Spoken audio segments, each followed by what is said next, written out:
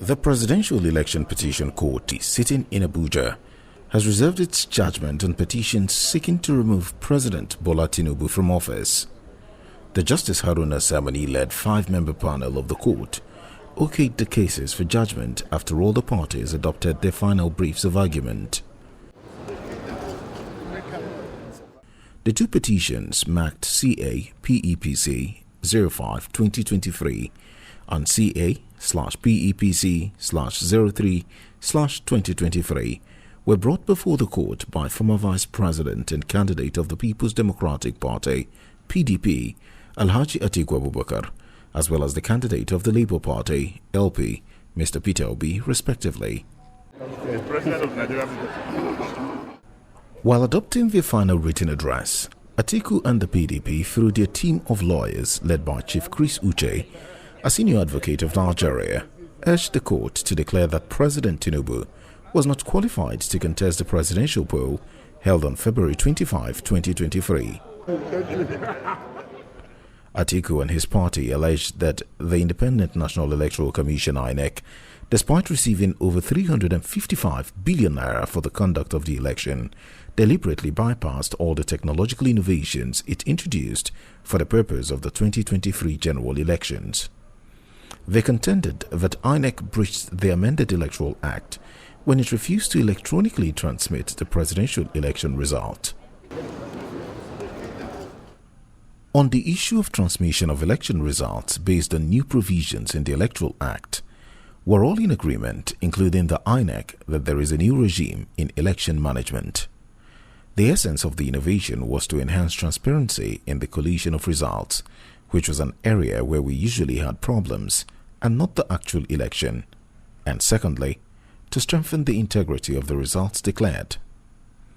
We agreed that INEC had an option, and we brought video evidence by INEC chairman showing that the electoral body indeed chose an option. It is our contention, and it is herein evidence that witnesses admitted that results from the National Assembly election were transmitted, but that of the presidential election was not. My lords, in a situation like this, the burden shifts on INEC to explain. It is not on the petitioner to explain why there was such technical glitch.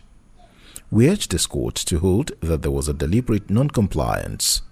The substantiality of the non-compliance lies on the national spread of the non-transmission of results.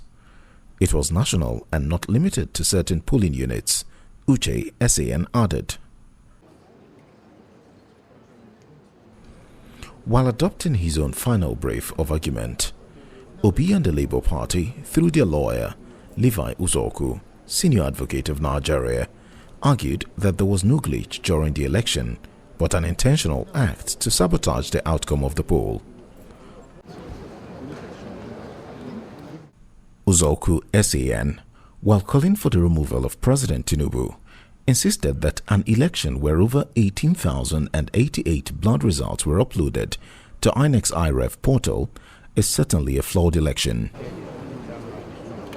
Meanwhile, all the respondents in the two cases, INEC, President Tinubu, Vice President Kashim Shettima, and the All Progressives Congress (APC), through their respective lawyers, prayed the court to dismiss the petitions as grossly lacking in merit. INEC's legal team, led by Abubakar Mahmood SAN, maintained that the presidential election was validly conducted and substantially complied with all the relevant laws. The electoral body argued that the petitioners misconstrued and totally misunderstood the purpose of the technology it introduced for the 2023 general election. It told the court that the bimodal voter accreditation system (BVAS) device was introduced for the authentication and verification of voters and for transmission of results from the polling units to the IREF portal. INEC's lawyer argued that no evidence was presented to establish the allegation that INEC made use of an electronic collation system in any election that was conducted in the country, adding that such a system did not exist.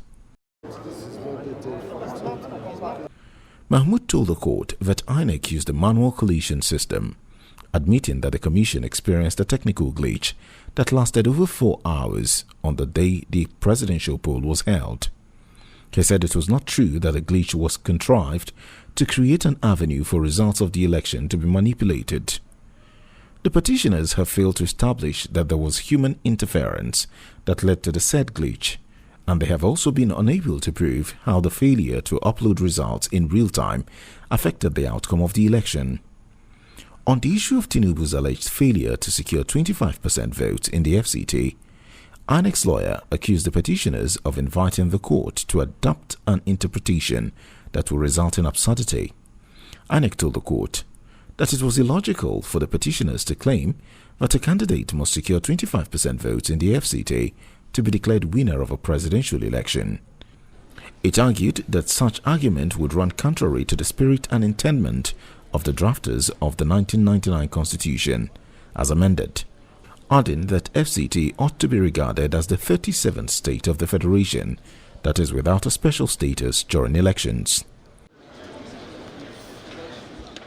Similarly, President Tinubu and Vice President Shettima, while adopting their written address, urged the court to dismiss all the petitions.